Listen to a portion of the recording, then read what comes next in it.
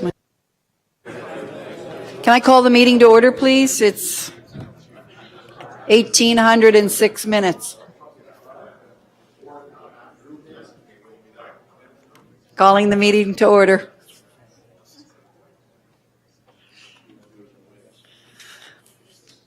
Okay, welcome to Tuesday, November the 12th, 2024, meeting of St. John Common Council. We've bumped from Monday to Tuesday due to the holiday. We're going to start the meeting this evening with a land acknowledgement like we always do, and Councillor Radwan's reading it tonight. So Councillor Radwan, over to you.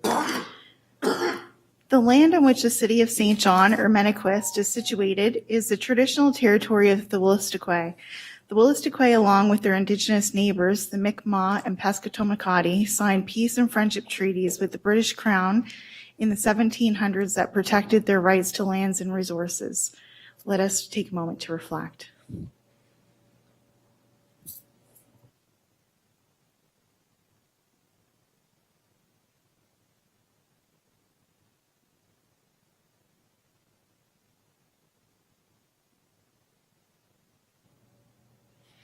Okay, I'll ask everyone to please stand for the national anthem.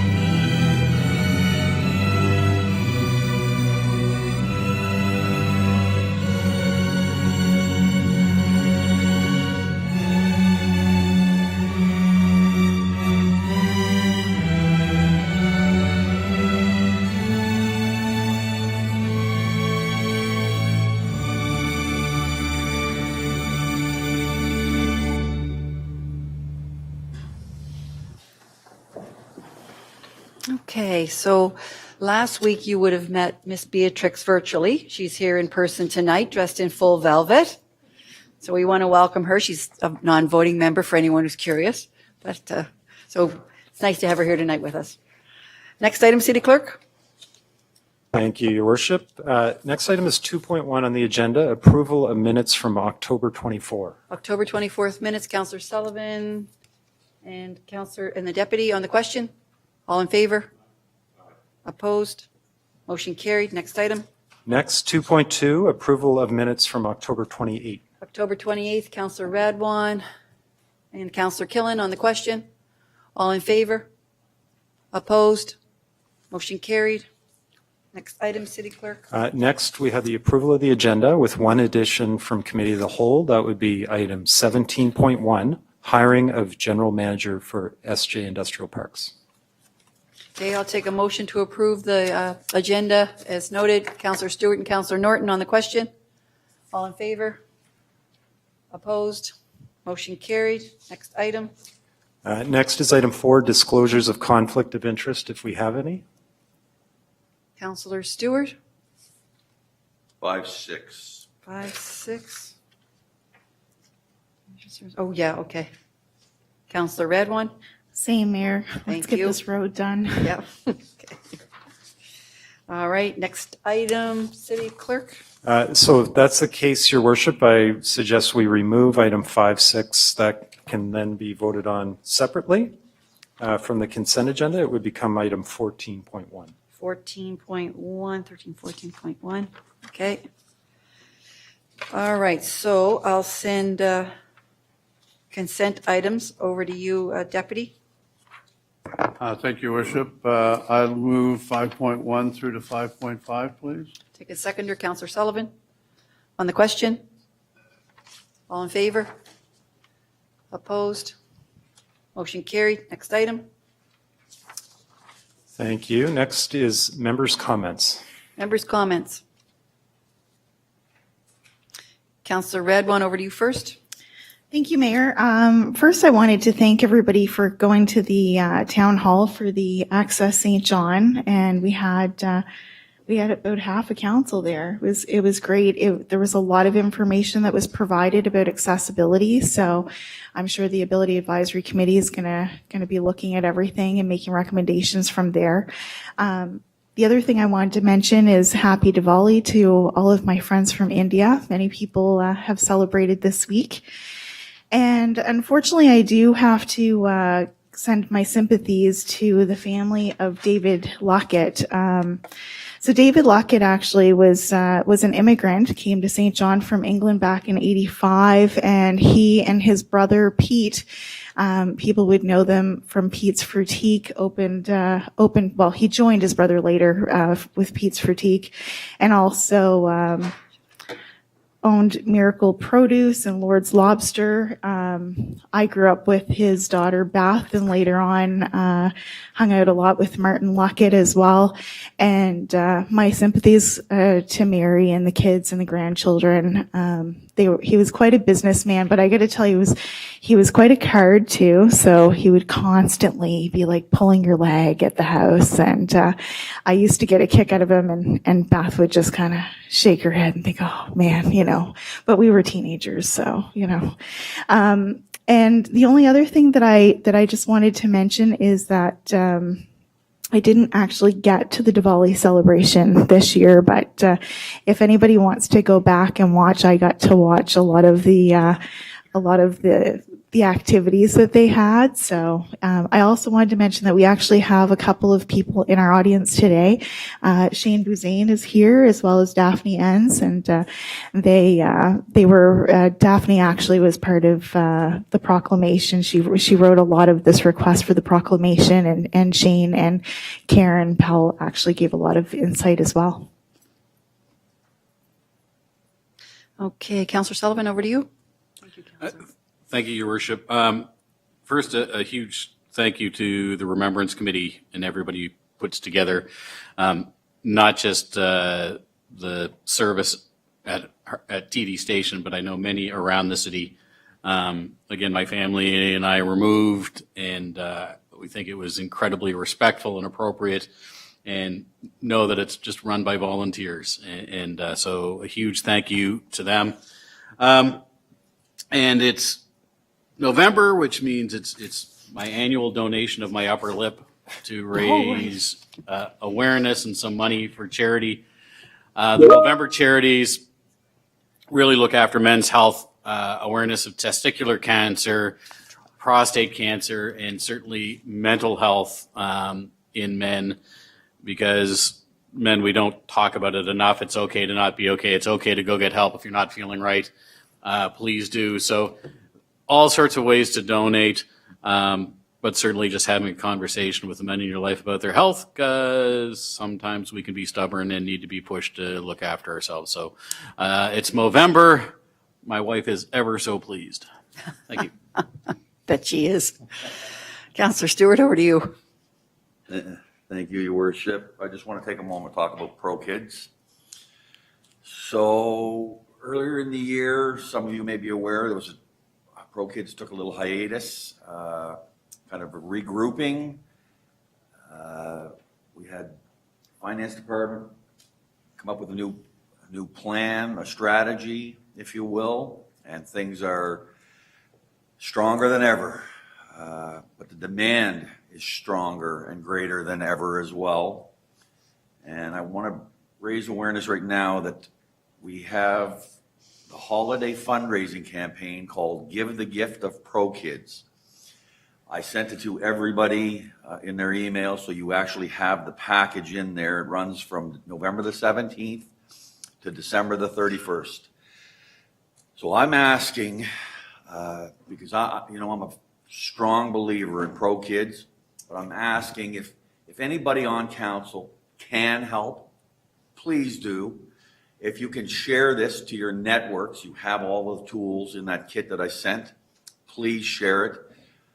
I was fortunate enough to have a very, very good friend of mine who made a huge donation, a $50,000 donation, decided to remain anonymous, but he did ask that I made people aware that he's a small business owner in the city of St. John, and that's what he was capable of doing. Other business owners may not be able to do that much money, but every little bit really does help with a program like Pro Kids. $250 gets a child enrolled in a program. It doesn't have to be sports. It's, arts, entertainment, whatever. It's such a worthy cause, and Pro Kids is coming out stronger than ever. Keep an eye out, because we are about to have 2 city fleet vehicles wrapped with Pro Kids on them. So you'll be seeing them driving around the city. So we're really trying to raise some awareness. So if you can't help, please do. Thank you. Thank you, Councillor. That's a wonderful initiative, Pro Kids. Councillor Norton. Thank you, Your Worship. Thanks, Councillor Stewart, for that. Pro Kids still remains one of my favorite charitable organizations in the city. So, thanks to him and the team over there. I did want to almost echo what Councillor Sullivan did, except locally, Branch 69, the Lancaster Legion, all the work that they've done. 1947 saw the birth of the Lancaster Legion, and it's evolved ever since then. In fact, its most significant renovation happened in 1959 and continued through a number of iterations throughout the years, right up until 2003, when it became more accessible with the addition of a wheelchair ramp. And that's notable, especially with one of the proclamations that we'll see later on the agenda today, but accessible to all members of our community. The Legion, not only on Remembrance Day and leading up to, remembers those who served and continue to serve, but it's a vital force in our community, our west side and beyond. It provides scholarships regularly, assists youth in sports, and continues to host events far and wide. In fact, whether it's community town halls or whether it's nonprofit organizations or for-profit businesses, that Branch 69, under the leadership of many years, Larry Lynch and now Grant Clark, have certainly hit above their weight when other legions across the country are finding it difficult to keep their doors open. Branch 69 continues to set the standard and not only open its doors regularly, but expand the numbers of doors that it has. So thank you to them and their leadership and what they did on November the 11th for our community in hosting Remembrance Day services. Thank you, Your Worship. Thank you, Councillor. Councillor Killen? Thank you, Your Worship. I just want to acknowledge the fact that the federal government gave $12 million to the new St. John Theatre Company space that's going to be hosted in the old courthouse. It was one of the first things I remember us working on at Growth Committee to give a sort of a pretty special amount of funding towards that project and for it to all go together for this moment. So it was so exciting to see such a significant announcement for this project, because it will be such a critical community space and really make St. John kind of the theater capital of the province, I would say, with that many theaters all existing in and around the same space, going from the sort of micro level on Princess Street to now Arc and then to the Imperial Theater. So that's super exciting. And on a West Side scale, about exciting things is we tried the Pho Hung Van restaurant that just opened. They have a Vietnamese family.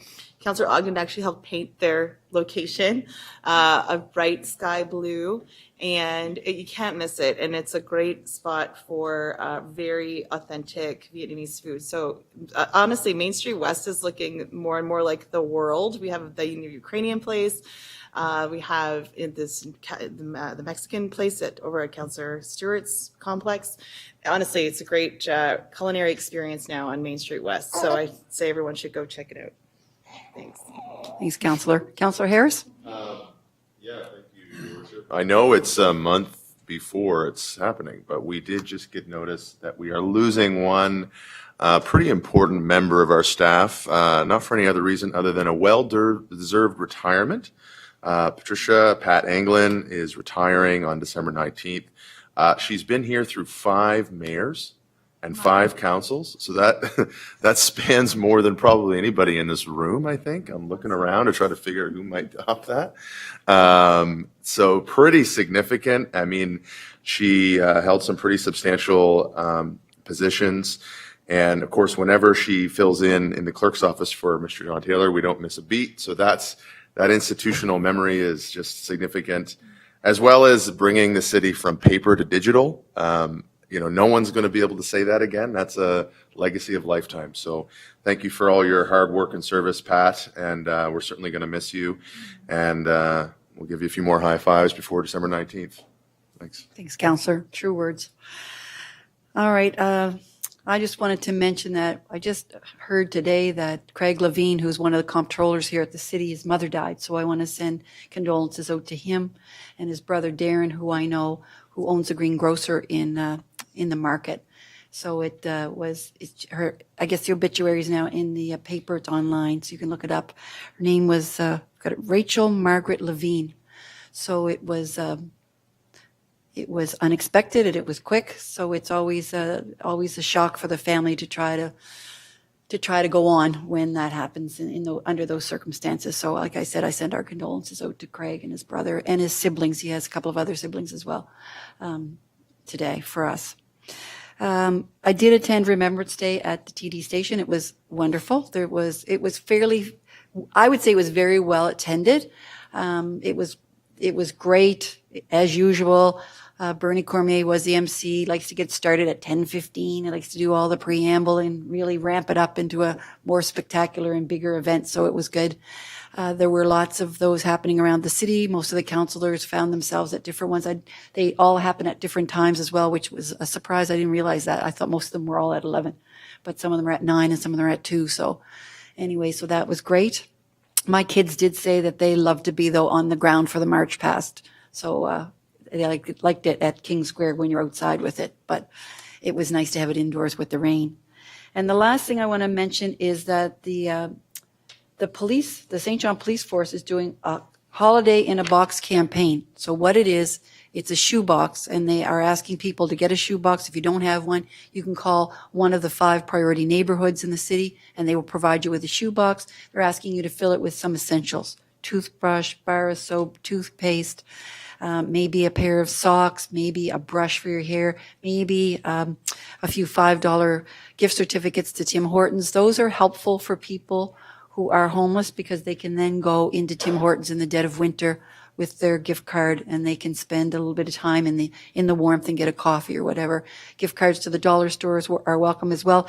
If you would prefer to make a donation, a monetary donation, they're happy to take that as well. The doors are open up there between 8 and 4. There's always someone up at the police force who would open the door. They're not going to turn down any boxes if you bring them. They just ask that you identify them as a unisex box, male or female, if they're one or the other, and they'll wrap them and they'll deliver them. And so we heard a few stories today from some of the leaders in the 5 priority neighborhoods who said, like, sometimes that shoebox is the only gift that a person will get for Christmas. So they really look forward to it. And they talked about people who received the gift, sort of breaking down when they got the gift. And so it's, we've all received gifts, and we know what it feels like to receive a gift. And we also know what it feels like to give a gift. It's almost nicer to give a gift. And we also know what it's like to get, we get gifts lots of times. We all get gifts. I say to my kids, it has to be edible. It has to be consumable now because I have enough things. But for someone who doesn't get anything, that box of thoughtful, personally selected by you gifts in that little box means so much. So I would encourage you to to support that initiative. It also, the other thing about homeless people is a lot of time they are homeless because they have come through trauma.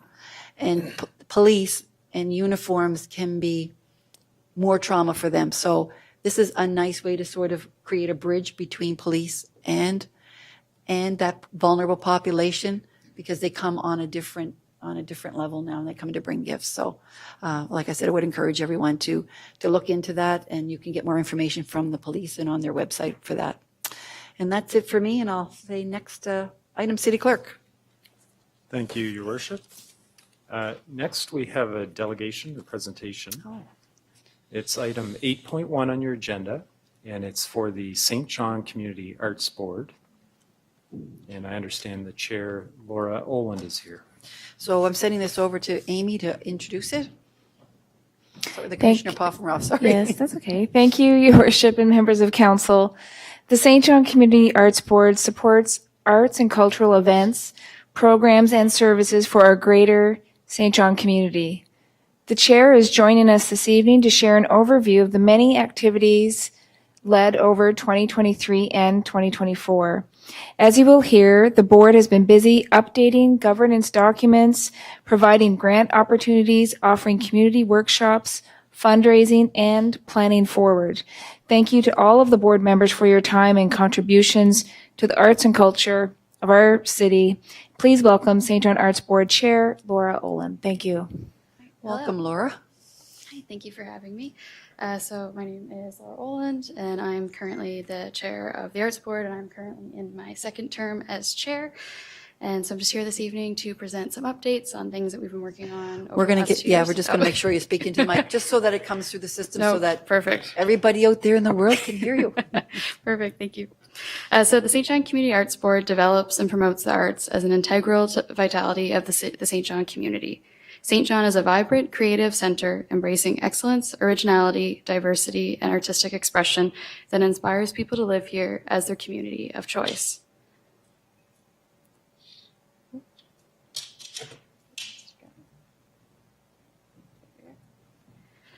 So at present, this is our board composition. So myself, I am chair. Andrea Kukechi is our vice chair. Ann Mowat is our second vice chair. Councillor Rodwin sits on the board as a councillor, and previously Councillor Keelan as well. Other members include Mustafa Abanil, Dahlia Das, Wenmei Lee, Chris McFarlane, Daniel Rito, Suping Shi, Lindsay Jacquard, Bryn Robinson, Jack Zoe, Jeremy Cairns, and Brittany Ewart. And then until the election, Kate Wilcott worked as the Arts and Culture Coordinator of the city. So a big thank you to Kate and all of the work that she's done over the last few years in her role.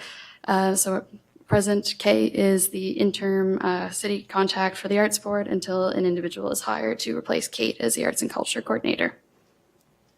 So on our board, we have 5 different committees. So I'll be presenting little updates from each committee. And this whole presentation will be looking at the 2023 and 2024 years, so the last 2 years of what we've been up to. So in 2023, we had a 20th anniversary celebration at Haven Music Hall. So it was an event where we had over 100 people register who came to attend to celebrate the arts. So you can see some images here. And then in 2024, the celebration committee has been working on an event for Pro Kids to celebrate children and youth in arts programming.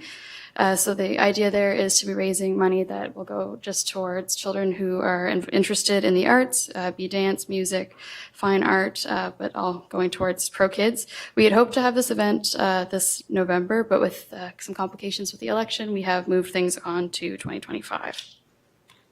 Up next is the small grants. So small grants takes care of 2 main things. So the artist in residency program for the city and the small grants. So small grants happen twice a year. So we do a spring, summer, and then a fall, winter session. In spring, summer 2023, we gave out $18,260. Those awards went to Connection Dance Works, Industrial Parks Collective, Atlantic Canada, Palestine Society of St. John, Symphony New Brunswick, Third Space Gallery, the Writers Federation of New Brunswick, and Interaction School of Performing Arts. In fall, winter 2023, we gave out $21,740. That went to the St. John Jewish Historical Museum, Uptown St. John, the Indo-Canadian Society of St. John, Stone Church Waterloo Village Neighborhood Association, Third Space Gallery, St. John Music Communities, Inc., Ampersand Collaborations, Symphony New Brunswick, and Commission de la Bibliothèque de Le Cormoran. In spring-summer 2024, we gave $20,000 to Symphony New Brunswick, Third Space Gallery, Imperial Theatre for Foglit Festival, Connection Dance Works, and St. John Horticultural Association, and Symphonette by the Sea. The fall-winter 2024 awards, they closed at the end of September, and the committee is meeting this week to finalize those results. So here are some examples of the grants that have been given out in the community. So our Artist in Residence program, so it emphasizes interactive community engagement and encourages applicants to use the opportunity to collaborate with the city, all while developing and advancing their artistic practice. So in winter 2022, spring 2023, we had 3 visual artists, Amy Ash, Cassandra Edwards, and Tracy Brown. In winter, spring 2024, we had David Adams, so a musician, Dan Zhu, a fine artist, and Caroline Bell in theater. And then this past spring, we had Cheryl Crowley as a fine artist. So here are some images of our artists in residence and their programming. Up next, so the Public Art Committee. So the Public Art Committee is currently advocating for restoration and new homes for the Hooper, we advocated for restoration and new homes for the Hooper statues. I'm sure you've all seen them by now up at the Pedway. We were involved in the Loyalist Plaza redesign and consultation on public artworks. We've worked with Sculpture St. John as the city received 3 sculptures in 2022, and a few members from our boards served on the Indigenous Public Art Call for the installation that's currently in the foyer downstairs. The Public Art Committee is also working on the development of a public art policy. Last summer, we had an MBA student work with us who did some research and conducted a survey with stakeholders looking at what's needed and desired for public art. We're also working on some public engagement, so in-person sessions and some work with the Shape Your City. So we're looking at putting those findings together to come together with a policy and a toolkit for 2025. Essentially, this public art policy will be looking at best practices for art installations, murals, and providing resources for artists in the city. Up next is the Governance Committee. So the Governance Committee, they redid and revamped the original terms of reference that hadn't been redone since 2003. So that was well overdue. And lastly, our Policy and Strategic Planning Committee. So they're working on redeveloping the City of St. John Arts and Culture Policy. That was a policy created in 2005, and that's going to be a future project that we're working on.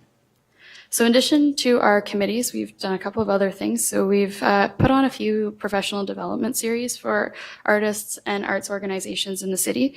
So over the last 2 years, we've offered 3 workshops for artists and organizations to help improve the quality of grants, so grants that they're applying to us for, but also to skills that they can use to access provincial and federal funding as well.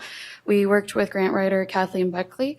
So she's put on 3 sessions, and she's also offered one-on-one hour sessions for artists and arts organizations. So they had the opportunity to bring in application, work with Katie as she revamped and provided feedback to help strengthen applications. In one of these sessions as well, I presented on grants that are available through the province through my role with arts and culture, and Darren McLeod presented on avenues for funding or fundraising. So all different avenues to help artists and organizations access more funds. We also added 3 new pieces to the City of St. John Art Bank. So the City Art Bank is a large collection of visual art and heritage pieces that have been purchased or donated to the city. The work can be seen in City Hall, the St. John Arts Center, Marcus Square, and the Public Library. So this year we added 3 pieces. So one by Deanna Musgrave titled Seahorses, painting by Carol Lulham called Legacy, Uncovered, which was a mixed media mosaic. And then we added one by Bran McIntyre, which was an acrylic. So over the last 2 years, we've done lots of great work. So a big shout out to all the other members on the Arts Board. So we've put together, as stated, the 3 professional development workshops. We held a 20th anniversary event. We've given out $60,000 in community arts grants, $29,000 in artist and residency programs. We have a wonderful makeup of board members with great diversity amongst our board. We've been supporting local artists and events. Our board members are constantly in attendance and promoting arts and culture events in the city. We've worked on the restoration of new artworks, and we've aided with new murals and artworks installed in the city. So I'm sure we have lots of great plans for the next year, and when we're back next to update, we will have much more to present on in the future. Oh, thank you, Laura, for being here. Anyone have any questions for Laura before she leaves? Yeah, there's a lot of work there. And Laura, I was on transit when they went with the 1% for public art. Yeah. And that's an interesting art installation because they used the old signs, highway signs. And in case anyone doesn't know, they're spaced closer and closer together as they go along, and it's supposed to reflect if you were driving by at a speed, they speed up and the distance between them gets smaller and smaller. And if you go to the parking lot across the street and you put your headlights on them in the evening, that whole thing becomes more interactive, that whole wall. So it's a great piece of art for transit. Absolutely. And I think St. John Energy did 1% for public art as well. I love the public art because it creates that equity. You know, everyone has access to the art. Absolutely. And the city's art bag is amazing. I was fortunate to be on the team that was sort of like looking at placing it and gathering it when we were transitioning from our spaces. And they've got a lot of great work. So it's, really appreciate the, Yeah, it's definitely an undermined collection. yes, exactly, for sure. So, yeah. So thanks for being here you're tonight and welcome. great Thank for the you. update. And we'll look forward to you coming back again in another year to give us a bit of an update. Yes, That's we'll fairly continue on. comprehensive. We've got all the slides in our kit as well. So it was nice to see. Great. Well, Thank you. All right. Next item, City Clerk. Thank you, Your Worship. Next on the agenda is item 10.1, Proposed Municipal Plan Amendment 221, 251, and 271 Lancaster Avenue, 30-day letter. And I'll just remind... Over to you for that one, John. Yeah, thank you. I'll remind council that a public presentation on this item was made on October 1st, 2024. It was a proposed amendment to the municipal development plan that would redesignate on Schedule A of the municipal development plan land located at 221, 251, and 271 Lancaster Avenue from park to natural area to stable commercial, to develop a commercial parking lot to support maintenance and construction activities at an area industrial facility. So the required advertising has been completed, and we have attached letters from the public that were received. And now council must make a choice if it wishes to proceed with this. It would get referred on to Planning Advisory Committee and council for a public hearing, or it can be denied by council. The only difference in this situation is typically we would already have the date advertised for the public hearing. And in this case, staff would return back with the specific date for the public hearings if council approves it. Okay, council, I'll take a motion to send it to Councillor Harris. I'm just curious, Your Worship. It's not a requirement to have a public or a PAC. We do have a PAC. So is it, do I understand correctly that if we choose to go forward with a public hearing of any kind, it has to go to PAC first? Or is there a third option here where we can go forward with a public hearing and not go into PAC? Just a matter of detail. Oh, sorry, Melanie. General Counsel, over to you. The Community Planning Act provides that if you're going to make a decision about any planning matter, you have to seek the views of the expert body that is the Planning Advisory Committee before you hear the public on the matter. So we have to start there. Got it. Okay, is anybody we want to send it to Deputy? You move it that it goes to a PAC. Second, Councillor Lowe. Oh, Councillor Norton, did you? I was just going to second it, okay. Your Worship, but I did want to say thank you for those that did participate in the letter writing campaign. So Yeah, oh, for sure. thank you. Okay, so I have a mover and a seconder to send it to PAC. I'll call the question. All in favor? Opposed? Motion carried. Thank you. Next item. Thank you, Your Worship. Next item is 12.1, an update from the Chief Administrative Officer on select catalytic projects. Over to you, CAO, for this one. Thank you. Good evening, Your Worship and members of council. For the catalytic projects update this evening, I'll update on a number of items with respect to our catalytic infrastructure projects. The province, Anglophone School District, and the city are continuing work on the new South End School located adjacent to Rainbow Park, and the new North End School on Rope Walk Road adjacent to the YMCA. All pre-existing buildings at those locations have been demolished and infrastructure has been capped off. So they're now ready to start construction, hopefully in the spring. In the area of the new Central Peninsula School, street construction is wrapping up, which is all part of preparing for the construction of the new school as well. With respect to investment in the industrial parks, the city has established the wholly owned nonprofit entity, St. John Industrial Parks 2024 Limited, to strategically grow and manage the industrial parks land and to provide land solutions for new clients. The recruitment process for the general manager position for St. John Industrial Parks has concluded, and this item will be later on the agenda this evening. And then with the pending appointment of the general manager, next steps will be proceeding with board orientation and standing up of the new board. Switching now to Idoli Makahamak, the gathering space, there are a few updates. The Harbor Passage, as we know, is now fully opened, and contractors working on installing lights along the handrail and the steps, the tidal steps. With respect to the patios, there's HVAC unit that's delayed in terms of shipping from the manufacturer, and so that will prevent the use of the heaters until later on in the month of December, being targeted right now. As it relates to the ice surface down there, the Zamboni building, it's a temporary structure that will be erected annually. It will be arriving early December, and then will need to be assembled. And work is continuing in the month of December on the chiller and the ice making components to get it ready for the winter season so that there can be skating down there.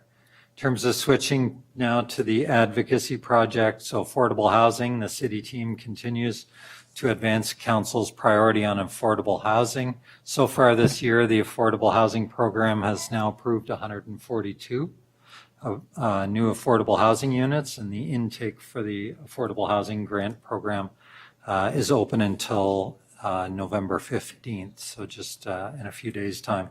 The intake remains open for the Housing Accelerator program until November 30th, the end of this month, and there are details on the city's website for that. As far as the affordable housing soft cost grant program, that also remains open for applications. This grant provides up to $25,000 in pre-construction funding to support new affordable housing projects proposed by nonprofit. And the city continues to support the Rapid Housing Initiative by Bear Green Residences, or Bear Green Residents by Kaleidoscope Social Impact. And the contractor is now back on site to prepare foundation work for those 39 units. And staff will present an update on the Affordable Housing Action Plan at the Growth Committee next week on November 19th. As it relates to the Housing Accelerator Fund program, I will ask our director if he's here or maybe online, Pankaj Nalavde, to take us through some of that. I think he's online possibly. Pankaj? He's not showing? Okay. So maybe I'll just provide a brief update if he's not online. The city did permit or is required to permit 1,124 units over the next 3 years. So building permits have been issued for 414 residents, meeting 36% of our 3-year target. and also the affordable housing target of minimum of 9% of, or 101 units.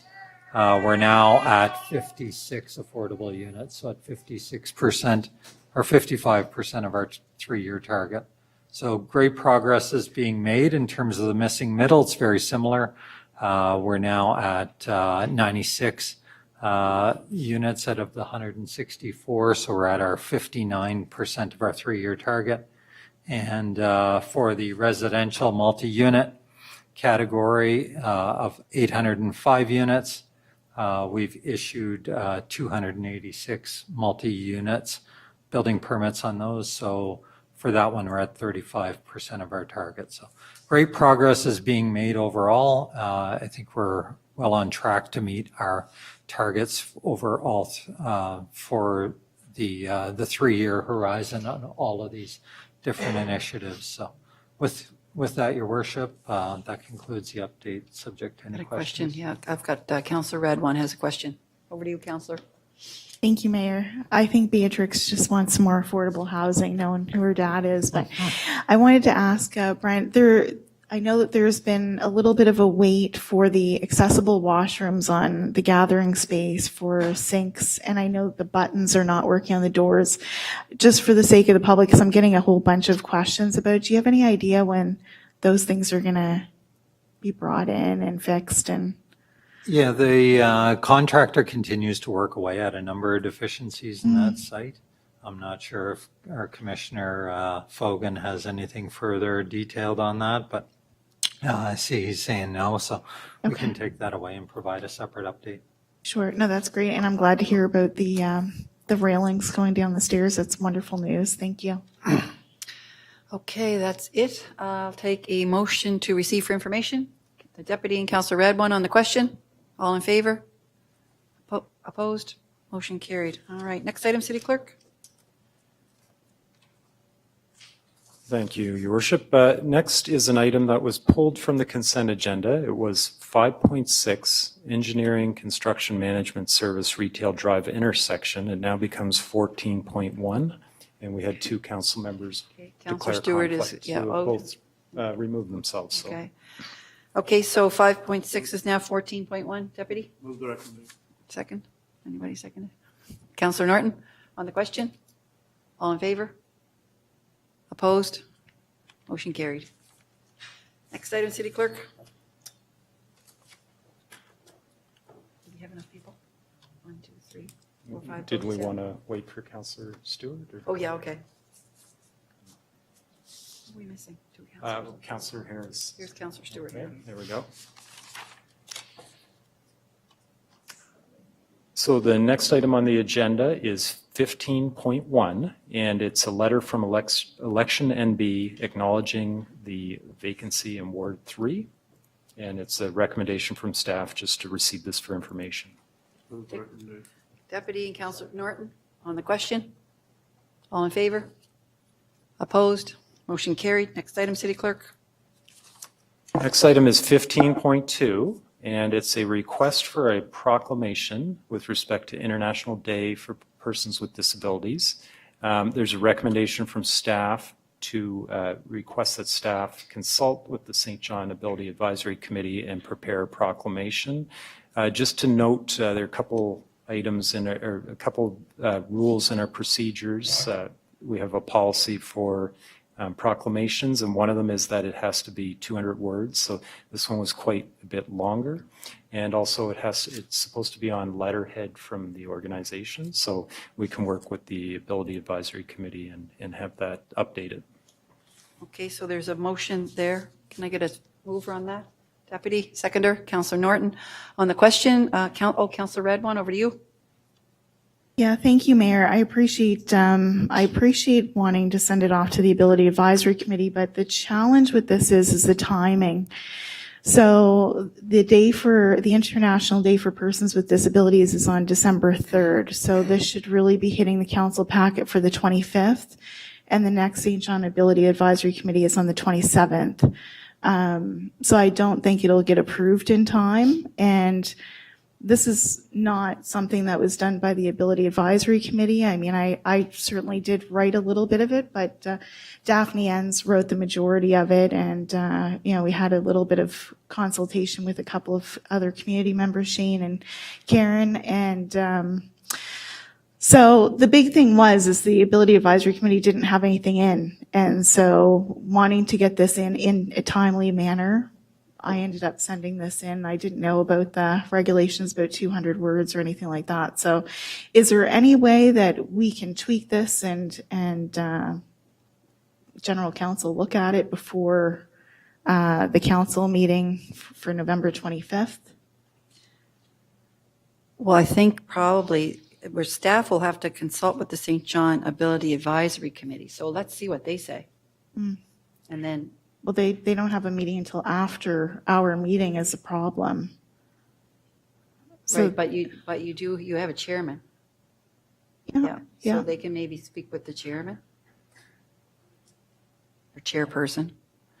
Yeah, And I mean, CEO if over something you. has to be tweaked, like I'm sure, we could do something to shorten it or what have you. So but- we have not had a proclamation from them in the past? No, so I was very surprised. This is one way that council can do something that's never been done before, Yeah, which is great. Yeah. Yeah, exactly. I'm just surprised that they haven't put one in the past.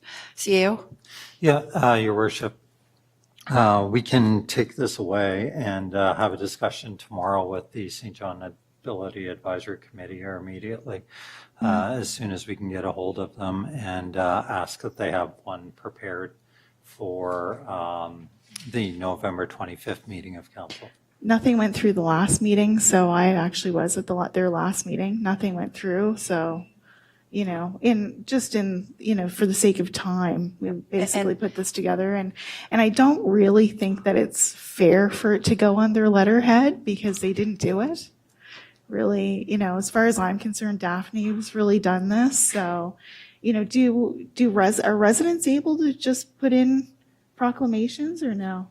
No, I don't think so. I mean, the city clerk can answer that better, but it usually comes from an organization. Sure. A formal organ. And really, we just want to be respectful, right? Sure, At the end of the day, to absolutely. make sure that the St. John, Active Ability Association is good with it and that it's their words. And if we're going to make the proclamation, I don't know. I feel like for me, it would be almost disrespectful if we went around them and didn't ask for and Greg Cutler has worked with them very closely in the past. I think he may have shifted jobs now, but I mean, he would be a good resource as well. So I think we can get something done. So let's do that. The timing is the main thing because, I mean, you don't usually do them after the event, right? So December the 9th would be the council meeting after that. So it's mostly about the timing for me.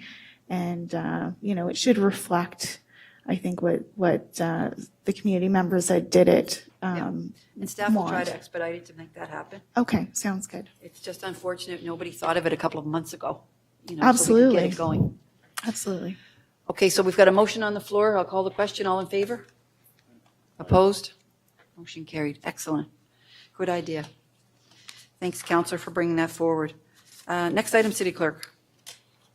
The next item is 17.1, and that's the resolution that came from Committee of the Whole, and it's with respect to hiring of general manager for St. John Industrial Parks. The resolution would read, resolve that the provisional directors of St. John Industrial Parks 2024 Limited, being Chief Administrative Officer, Chief Financial Officer, and General Counsel for the city, be authorized to sign the director's resolution generally in the form as presented to Committee of the Whole at its meeting held on November 12, 2024, authorizing St. John Industrial Parks 2024 Limited to hire the preferred candidate for the general manager position on behalf of St. John Industrial Parks. Okay, I'll take a mover and a seconder on that. Councillor Stewart and Councillor Harris on the question. Yeah, that's good. On the question? All in favor? Opposed? Motion carried. Councillor Lowe, over to you. Thank you, Councillor. Take a seconder. Thank you. Thank you, everyone. Thanks, staff, for being here this evening. That was a short one. It was nice. Almost broke Deputy Mayor Mackenzie's record. You did? Yeah. Almost. It was